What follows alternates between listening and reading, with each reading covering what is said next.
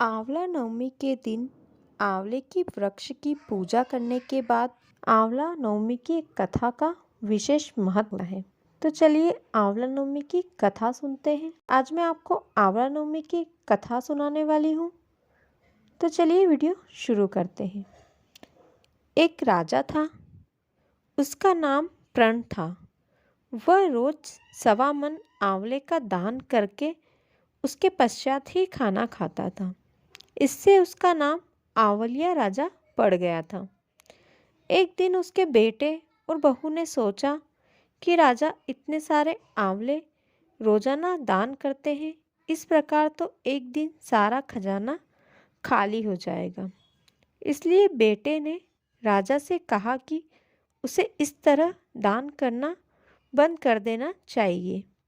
बेटे की बात सुनकर राजा को बहुत दुख हुआ और राजा और रानी महल छोड़कर बियाबान जंगल में चले गए।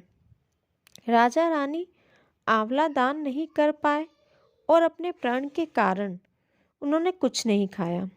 जब भूखे प्यासे 7 दिन हो गए, तब भगवान ने सोचा कि यदि मैंने इनका प्रण नहीं रखा और इनका सत नहीं रखा तो इनका मुझ पर से विश्वास चला जाएगा। इसलिए भगवान ने जंगल में ही महल, राज्य और बाग बगीचे सब बना दिए और ढेरों आंवले के पेड़ लगा दिए। सुबह राजा रानी उठे तो देखा कि जंगल में उनके राज्य से भी दोगुना राज्य बसा हुआ है।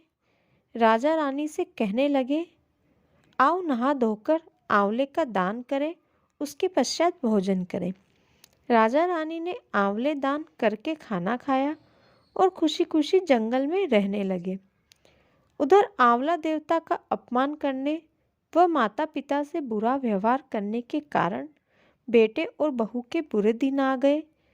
राज्य दुश्मनों ने छीन लिया और वे दाने दाने को मोहताज हो गए और काम ढूंढते हुए अपने माता पिता के राज्य में आ पहुँचे। उनके हालात इतने बिगड़े हुए थे कि माता पिता उन्हें बिना पहचाने काम पर रख लिया। बेटे और बहू ने सोचा भी नहीं कि उनके माता पिता इतने बड़े राज्य के मालिक भी हो सकते हैं, सो उन्होंने भी अपने माता पिता को नहीं पहचाना। एक दिन बहू ने सास के बाल गूंथते समय उनकी पीठ पर मस्सा देखा। उसे यह सोचकर रोना आने लगा कि ऐसा मस्सा मेरे सास के भी था। हमने ये सोचकर उन्हें आंवले दान करने से रोका था कि हमारा धन नष्ट हो जाएगा। आज वे लोग न जाने कहाँ होंगे। यह सोचकर बहू को रोना आने लगा और उसके आंसू टपक टपक कर उसकी सास की पीठ पर गिरने लगे। रानी ने तुरंत पलटकर देखा और पूछा कि तू क्यों रो रही हो? उसने बताया, आपकी पीठ जैसा मस्सा मेरी सास की पीठ पर भी था। हमने उन्हें आंवले दान करने से मना कर दिया था, इसलिए वे घर छोड़कर कहीं चले गए। तब रानी ने उन्हें पहचान लिया, सारा हाल पूछा और अपना हाल बताया। अपने बेटे और बहू को समझाया कि दान करने से कभी धन कम नहीं होता, बल्कि बढ़ता चला जाता है। बेटे बहू भी अब सुख से राजा रानी के साथ रहने लगे। हे भगवान, जैसा राजा और रानी का सत रखा वैसा सबका रखना। कहते सुनते सभी के परिवार को सुखी रखना। वीडियो को आखिरी तक देखने के लिए धन्यवाद।